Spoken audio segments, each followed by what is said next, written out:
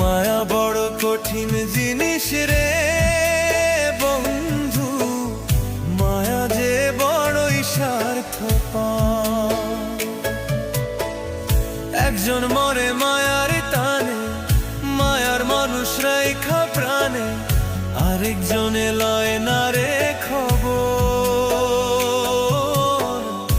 আরেকজনে লয় না রে খবর।